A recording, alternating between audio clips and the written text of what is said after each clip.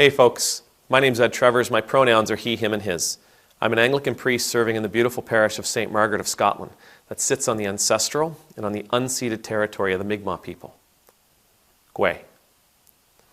Years ago, a friend of mine, a mentor of mine, was a priest in a parish here in Halifax. And that parish had to make a really, really difficult decision. The congregation had to come together and make a really, really difficult decision. They had to decide whether or not they would follow the laws of Canada, or would they offer sanctuary to a family that the government of Canada was trying to deport.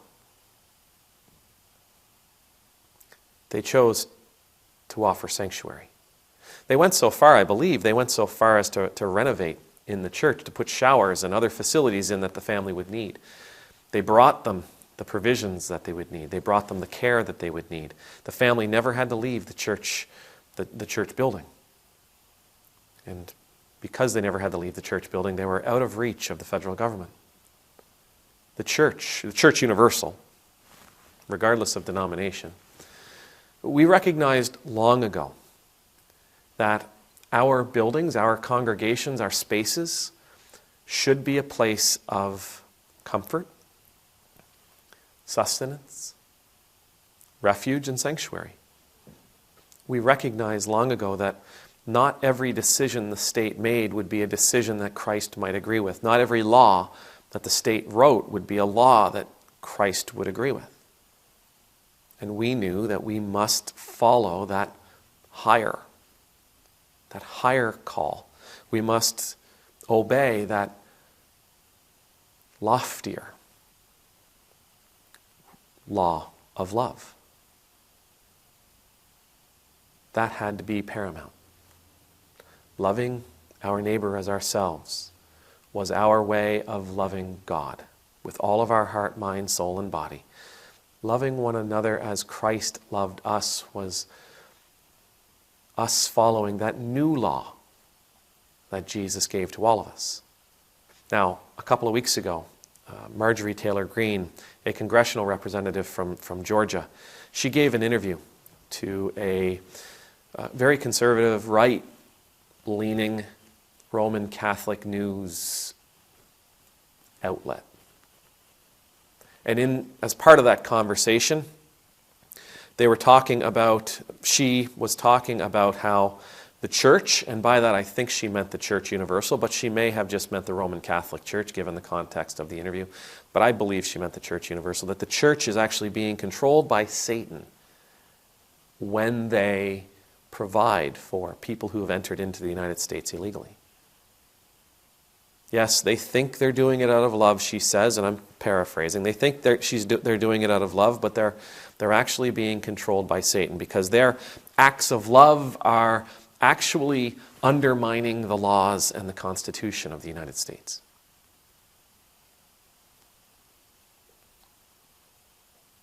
The first thing I thought about when I heard these words is that if the laws and the Constitution, or in my case, the Charter of Rights and Freedoms, do not give us permission, do not provide us an opportunity to assist other human beings, to give them the things, the basic essentials of life, where and when we can, then those laws aren't worth a whole lot. That Constitution, that Charter of Rights and Freedoms is inherently flawed. Therefore, we really have to ask ourselves, is it worth following? Or are these laws, are these documents things that we will at some point have to decide to provide sanctuary to others from? The law that Jesus calls us to live the entirety of our life by, that law of love, the law that says, love each other as I have loved you. Love one another in a sacrificial way, with a sacrificial life, where you have grown to the place where you are willing to give up everything that you have and everything that you are for the sake of another person. That trumps all other laws, all other rules, all other edicts, all other pieces of legislation, orders, societal norms, cultural values. Nothing stands up against the law of love that Jesus tells us to follow, that Jesus tells us to obey.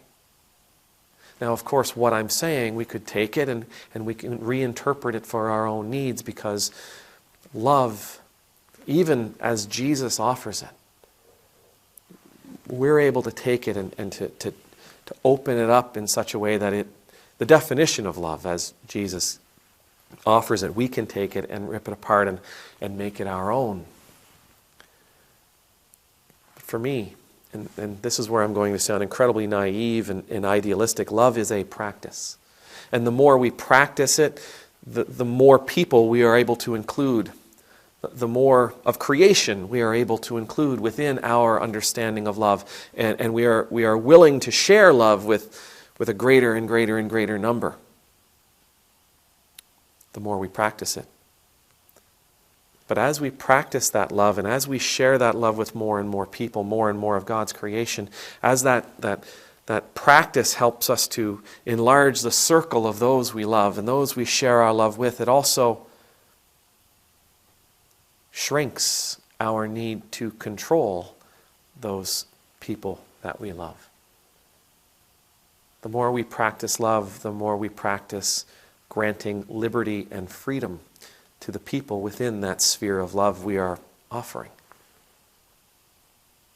I believe, ideally, if we get to that place of perfect love, then we need to exert no control over the lives of others. We trust those people we love so much, so infinitely, that we simply provide without fear that they will somehow take from us things that we don't want to give, that they won't take advantage of the situation. As a matter of fact, love practiced to that extent, even if a person does take advantage, it's simply water off a duck's back. It's nothing to us, because we also trust that God will provide for our needs as we experience them. When we fall into the trap of believing that some people are worthy of love and some people are not, we are in a state of fear. We are existing in a state of fear. When people say things like Miss Greene said in this interview, they demonstrate that they exist within a state of fear. They demonstrate that they are afraid that people will take from them something that doesn't actually belong to them. They're afraid that somebody will take from them something they don't want to give up. They're afraid that somebody will take advantage of them. They demonstrate that they don't actually trust the people around them. They haven't actually grown to love as Jesus would call us to love. Again, I know this sounds naive. I mean, how can we have a world, how can we possibly have a society, a culture, without laws? Well, if everyone is following the law of love that Jesus commands us to follow, where we are all loving one another sacrificially, then we don't actually have to worry about another person taking something from us that we don't want to give. For two reasons. First is that there's nothing we possess that we wouldn't give, and the second is nobody would do that if they are following that law. We would find ourselves in a world of anarchy, not the chaos, purge every second night kind of anarchy, but the anarchy of allowing every person to self-govern themselves. we would find ourselves in a place where every person is providing for one another, free of fear. This is the ideal that Christ calls us to grow to. You may think that's progressive, and fine, that's progressive.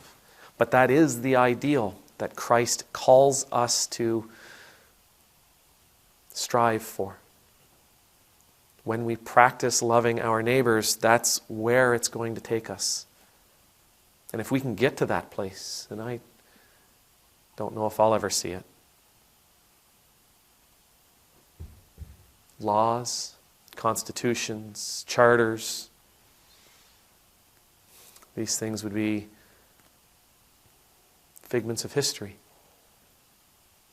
unessential documents, because we're living in a world where everybody is taking care of everybody else. We're living in a world where